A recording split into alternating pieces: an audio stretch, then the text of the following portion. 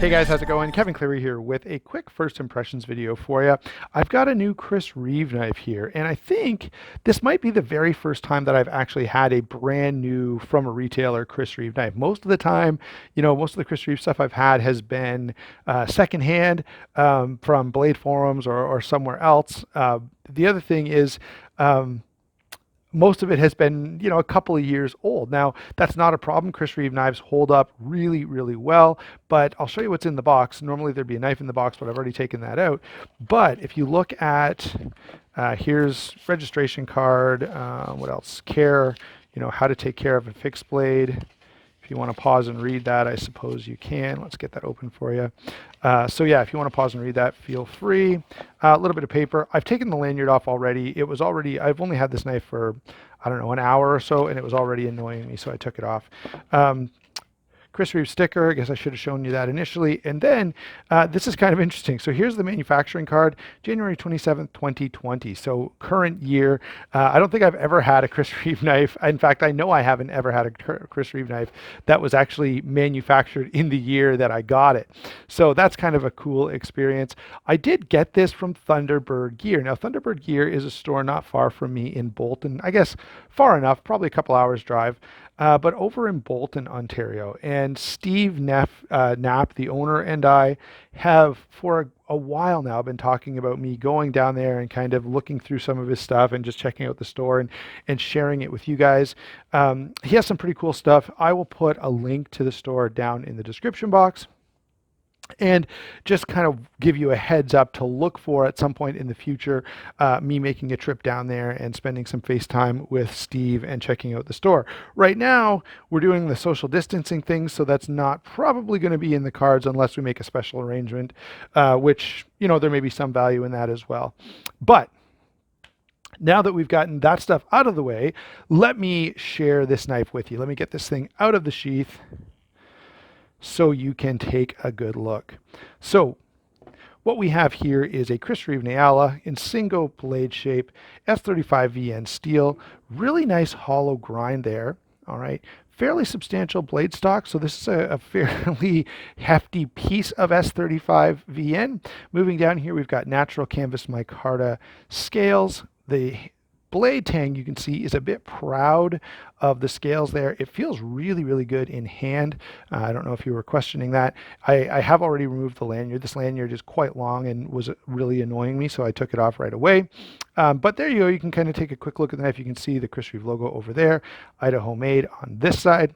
Let's leave it sitting that way since I was already showing you the other side, and take a quick look at the sheath here. So here is the sheath that this comes with. Of course, it's a leather sheath, belt loop carry there, and you've got a couple of attachment points that you could use for, these two. Use this to, say, attach this to a pack, or if you're going to put this, on a dangler or something, you could tie a piece of bank line or something through there and go around your leg just to stabilize the whole setup so you're not swinging it around.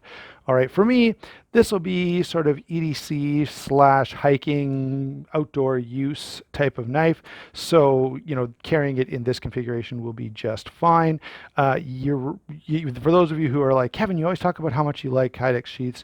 I should clarify that a Kydex sheath is my preferred method for EDCing a fixed blade, because something like this is going to, it stands out. If you got this on your hip, it's really noticeable.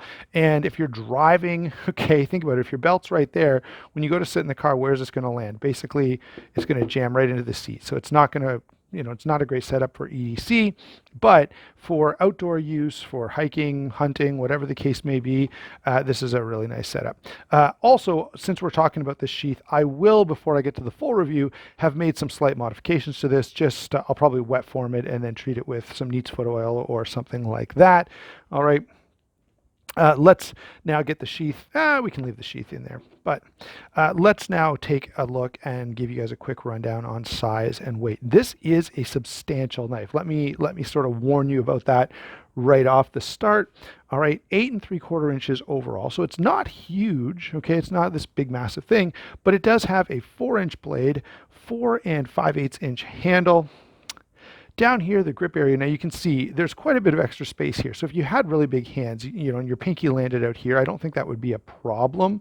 For me, my whole hand does land sort of in this sort of cutout area for your fingers here. And the distance there is 3 3/4 inches. So that's, I'm going to call that the primary grip area. Okay.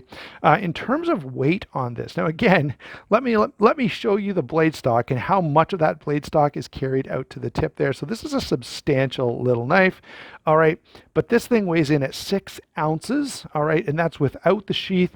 Another 2 ounces for that sheath. So now we're up to about 8 ounces. So if you're a person who, you know, maybe you do the ultralight backpacking or you're really concerned about every ounce, this is a pretty substantial bit of weight. For me, that's not really a deal. One, I'm not going to be doing any 1,000-kilometer backpacking trips. For me, it's, you know, the kids going out for an overnight or, you know, hiking out to where I'm going to be hunting that day or something like that. So my outdoor adventures don't require me to be worried about every single ounce that I'm carrying. So now that we've gotten size and weight out of the way, a little bit of description of kind of what we're dealing with here. Oh, I don't know if I mentioned this, but you can see the Torx screws there. So if you did want to take this down, I know I'm trying to think. Rival Knife Works, I think, did a video where he changed out the handle scales on one of these.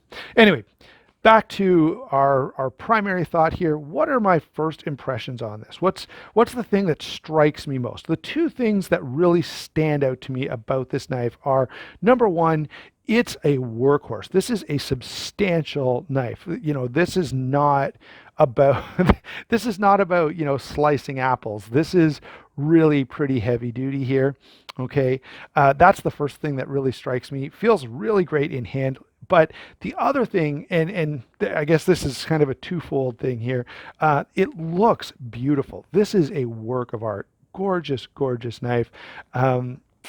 And along those lines, the level of quality and just the overall simplicity and look of this knife, the way it's all put together, it's really something you can take a lot of pride in. You know, this is the kind of knife that you buy as a tool to be yours forever, to hand down to your kids, to share with your friends at the hunt camp and go, yeah, this is the knife I'm carrying. Like, this is really impressive. And it's something that I can, you know, I feel a lot of pride of ownership just having this. So very cool piece along those lines. In terms of function and use, I can't really say much because, as I say, this is a first impressions. I will put this thing through its paces, spend a little time with it, and come back. But I suspect this guy is going to hold up really well, just given the overall construction of it. All right. By the way, hollow grind, I don't know if I mentioned that, but a hollow grind, I've constantly talked about this, is a great way to get good cutting performance out of a very substantial blade stock. So there you go. Thanks for watching. Don't forget to like and subscribe. Don't forget to check out Thunderbird Gear. Pretty cool little spot. We'll talk to you soon.